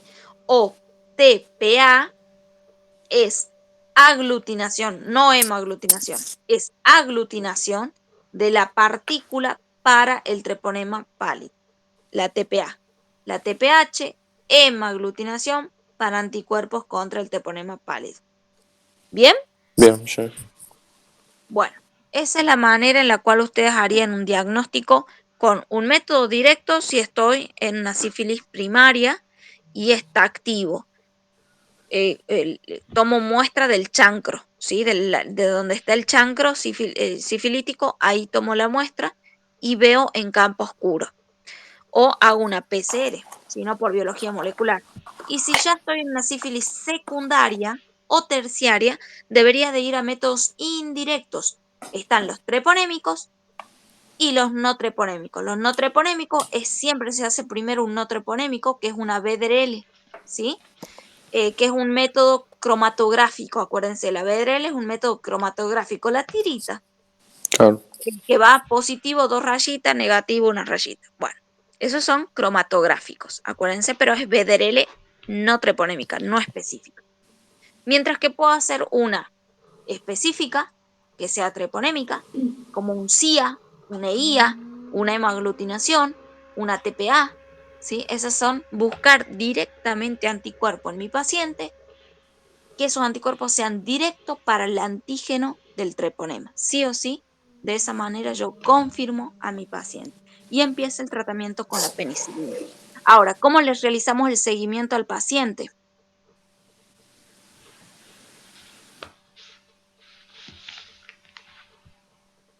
¿Cuándo se les realiza el Cada tratamiento? 6 ¿Cuánto meses es? puede La, ser. la penicilina, ¿cuánto se da? 3 semanas, 3 dosis de penicilina en 3 semanas consecutivas luego de la prueba confirmatoria. O sea, empezás hoy, la otra semana te dan la otra penicilina y la otra semana, la tercera semana, la otra penicilina. Son 3 dosis. Una vez que ya partís de las 3 dosis, ya tenés, se hace el seguimiento al paciente. El paciente se hace el seguimiento a los 6 meses, a los 3 meses ya puede ir bajando, ¿sí? Pero la mayoría de los médicos piden a los 3 meses. En realidad, a los 6 meses ya deberíamos de ver una BDRL negativa, pero el médico quiere ver si el tratamiento fue efectivo al tercer mes. Lo puede pedir.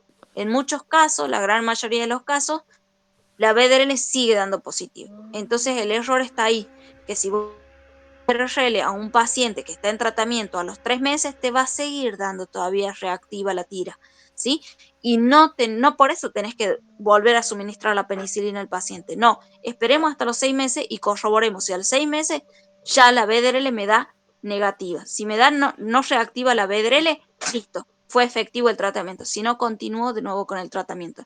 En el caso de las embarazadas, ¿cómo se hace? Es al tercer, cuarto, sexto y al año. Y yo había leído que en personas con VIH se hace, o sea, durante el primer año se hace Sí, de manera trimestral sí, y sí, después, sí. bueno, los 24 meses. ¿Y por qué es muy frecuente en un paciente que tiene una BDRL positiva, o sea, que es un paciente sifilítico? ¿Por qué es frecuente también el HIV en estos pacientes?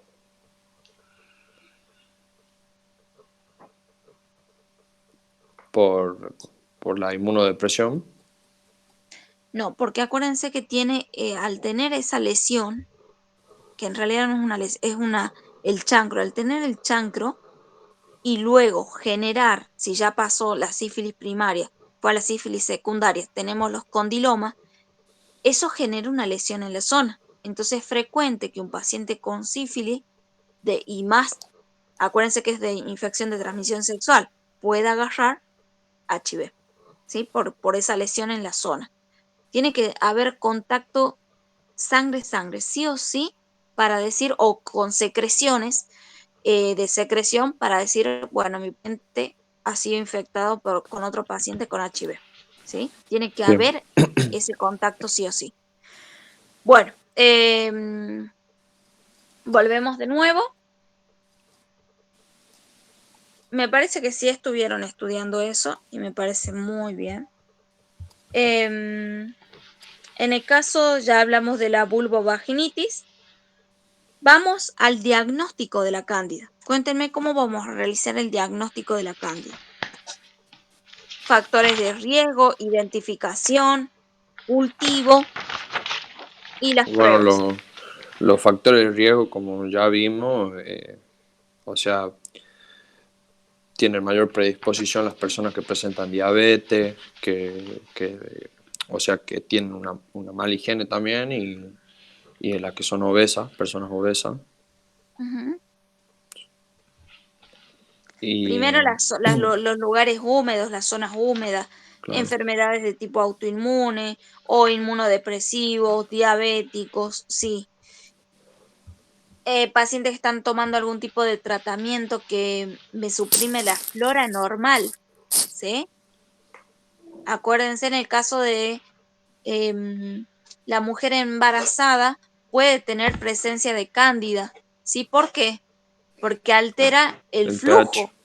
Ajá, altera el flujo vaginal y el pH de la zona, decrece nuestro lactobacillus acidophilus y ahí puede agarrar un tipo de cándida, ¿sí? La mujer embarazada, que tenemos la cándida, pero en muy, muy bajita concentración, ¿sí? O sea, Nosotros la se mantenemos, manifiesta cuando se produce un aumento sí, excesivo.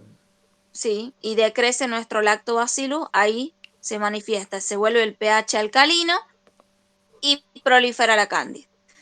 Bien, ¿cómo vamos a realizar la identificación a nivel microscópico? Vamos a tomar la muestra de la lesión. Acuérdense que son la cándida placas pseudomembranosas, ¿sí? A nivel vaginal.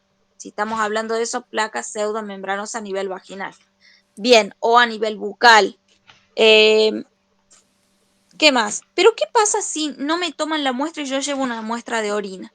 ¿En la muestra de orina va a salir o no?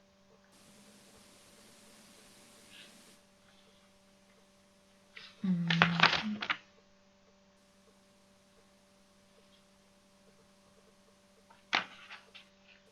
Sí.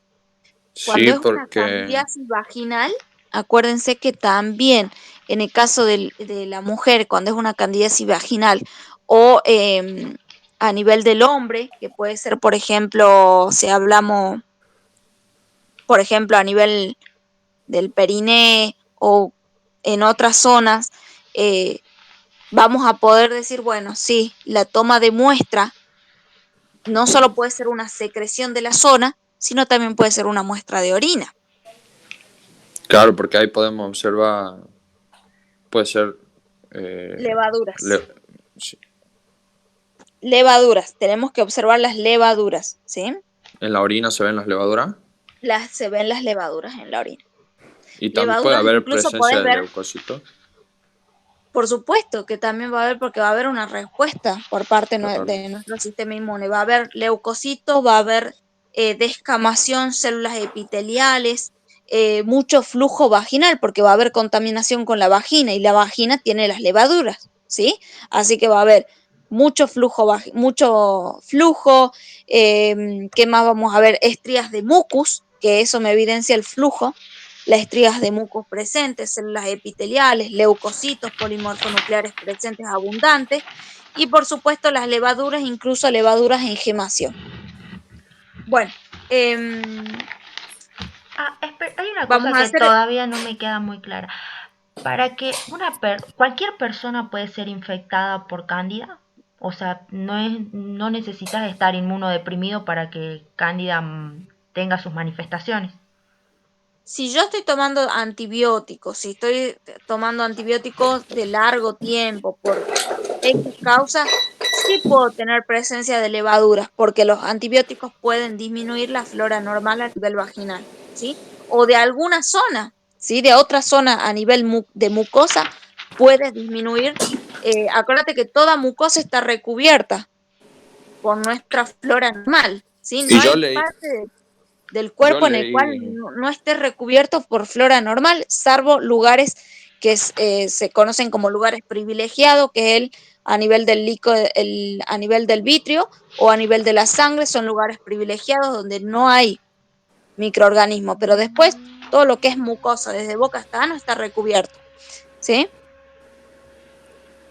Ujú. Pero para que se dé una Contame. manifestación, por ejemplo, de una vulvovaginitis o un Muget, se llama, eh, el A paso nivel Muguet, sí.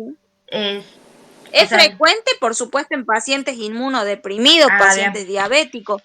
bien, Sí, es muy frecuente en esos pacientes, pero yo puedo tener, a lo mejor me contagio por mi pareja y puedo llegar a tener, porque si hago una alteración, si estoy tomando antibiótico y le sumo alguna y otra cosa, bueno, soy diabética también y sumo los antibióticos y mi pareja, y sí, eso es muy frecuente, ¿sí? Pero no quiere decir que todos no podamos, incluso yo creo, y actualmente, La mayoría pueden haber personas, presentado eso. exactamente, haber presentado y no tener ningún síntoma porque lo combatiste, porque ya pasó el tiempo, lograste con tu sistema inmune eh, disminuir el crecimiento de este hongo, lograste combatir al hongo y ni siquiera te diste cuenta, porque a lo mejor tuviste unas 2 o 3 días en los cuales tuviste secreción, no le diste importancia, al cuarto día ya está la secreción, no pasó nada. Y yo también leí que en el hombre, en el momento de la relación sexual, después puede presentar también manifestaciones clínicas como Sí, picor y todo eso. sí, pero por contagio con la mujer. Claro. Bueno, acuérdense eso de si tomo la muestra, tratarlo con hidróxido de potasio, le puedo realizar una coloración dependiendo de dónde se encuentra ese tipo de toma de muestra. Si es una orina, no se le agrega el orina hidróxido de potasio, ¿no? Simplemente se observa al microscopio y sin tinción porque es muestra de orina.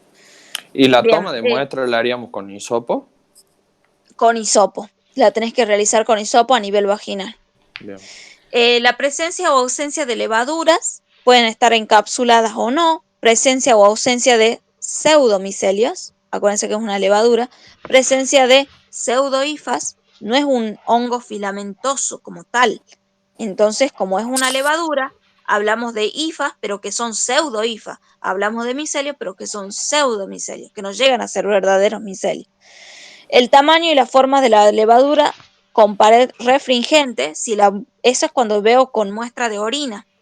Yo muevo el micro eh, para observar y al mover el micro veo como que tiene refringencia, como que brillara los bordes. Bueno, a eso se llama con presencia de refringencia. El número de brotes a partir de la célula madre, obviamente, están en gemación. Vamos al cultivo, lo vamos a realizar en agar saburó. Ahora, hay otra prueba que puedo hacer que es agar harina de maíz. Cuéntenme del agar saburó y cuándo realizo la prueba de agar harina de maíz. Y el saburo, o sea, teniendo en cuenta que es una levadura, lo vamos o sea, poner una temperatura óptima de 37 grados Celsius, donde vamos a observar el crecimiento. Eso es importante lo que dijiste. Levadura, 37 grados. Filamento, si es un hongo filamentoso, temperatura ambiente, que son los dermatofitos. ¿Sí? Lo que Claro. vimos hoy. Como esta es levadura, sí o sí, a 37 grados. Las colonias de crecimiento rápido son circulares lisas, son blancas o cremosas, pastosas, como si fueran un algodón. Así. Los bordes precisos, no están deflecados los bordes, ¿sí? Fíjense ahí en la imagen, como que hubieran puesto algodones en la plaquita y no deflecados, los bordes bien definidos, ¿sí? Presencia de extensiones filamentosas de los bordes, las colonias, indicaciones en la producción de pseudohifas, características de una cándida albicans y no de una cándida glabrata. Cuando veo al microscopio veo esos brotes y que como si fueran esos fideitos son pseudohifas. ¿Sí? No son hifas verdaderas, porque esto no es un hongo filamentoso. Hifas y micelio existe solo en hongos filamentosos.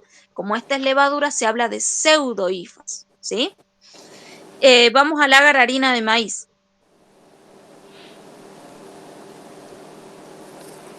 ¿Qué pasa si yo no quiero esperar 5 días de crecimiento o de 3 días a 5 días? No quiero esperar. Quiero hacerle un diagnóstico ya a mi paciente.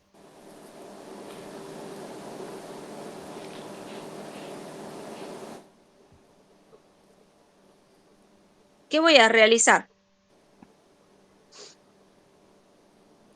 Y el agar de maíz, o sea, sirve para detectar, es una prueba rápida para detectar el Candida albicans. Bien, y si no, ¿qué puedo hacer? Una prueba rápida, que no sea en agar, harina de maíz. Podemos hacer la prueba de urea.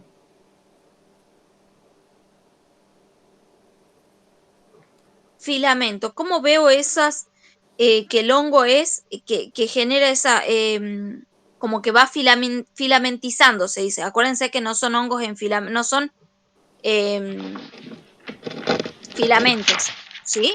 No genera filamentos, por lo que no es micelio, ¿sí?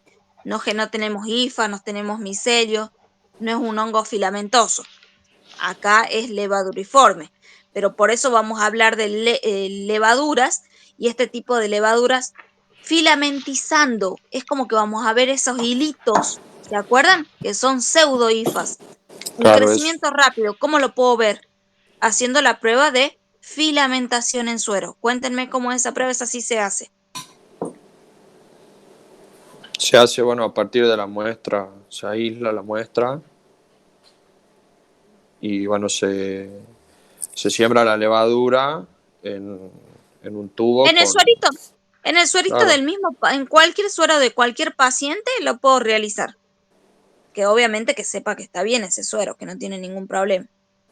y bueno, Lo ahí voy lo. a incubar de 3 a 4 horas, 37 grados porque es una levadura, y después, ¿qué voy a hacer? Voy a tomar un poquito de ese suerito, lo voy a colocar entre cubre y porte y lo voy a mirar al microscopio. Tengo que ver que el hongo está filamentizando, ¿sí? Están generando esas pseudo IFA. hifas. Bien, perfecto. ¿Tratamiento? Y usaríamos los imidazoles, como el ketoconazol y el miconazol. Ujú. Bien, vos dijiste el ketoconazol. Bien, imidazol. ¿Y qué otro más tenés acá? ¿Se emplea? ¿Cuál otro tienen? Eh, Clotrimazol. El clotrimazol también es un imidazol, ¿sí? Ese también, ambos dos, y el tanto el ketoconazol certoconazol. como el clotrimazol son imidazoles. La diferencia está en que uno es sistémico y el otro es tópico. ¿Cuál es sistémico, cuál es tópico?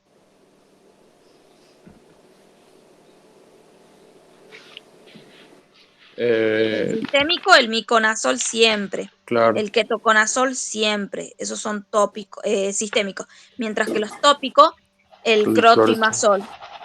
¿Sí? Bien.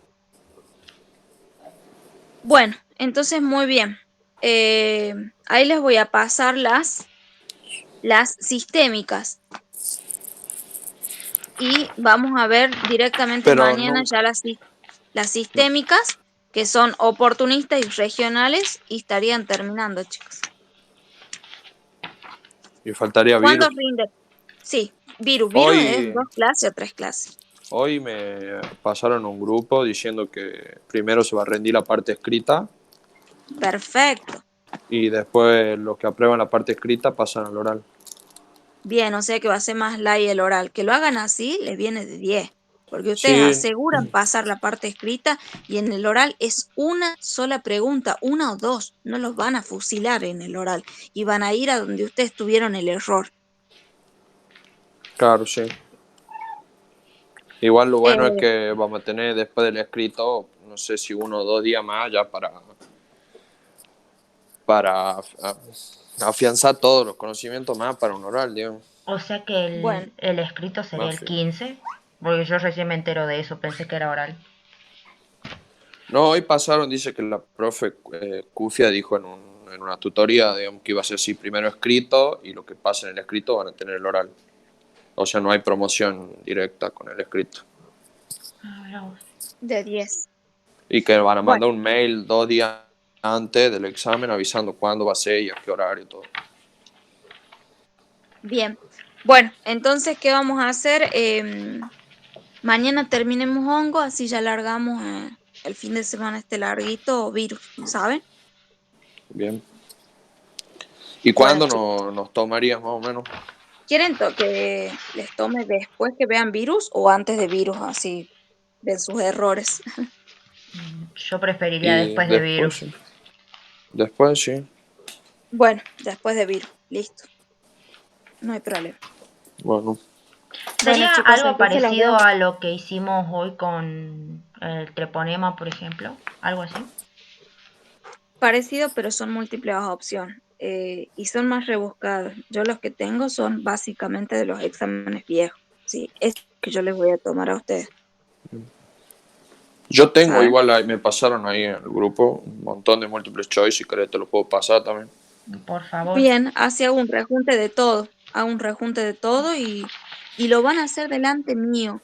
¿Sí? Ustedes pongan el audio, no hace falta la cámara, ustedes se pueden fijar en el libro, lo que ustedes quieran, pero sí que estén conmigo y me pregunten esto qué quiere decir. No, yo no les voy a contestar las respuestas, pero Claro, está así que bien. sea media hora, lo más rápido para que ustedes se aseguren, 20 minutos, lo más rápido para que ustedes se aseguren que, bueno, el examen le va a ser el tiempo justo para ustedes, ¿no? Que les suele dar 40 minutos. Claro. ¿Está bien? Sí, me parece bien. Bueno, entonces nos vemos mañana. El link se los mando a las 10:30, ¿saben? Bueno, Bueno, Bueno, chicos, nos vemos mañana. Hasta hasta luego. luego. gracias. Chao. Chao.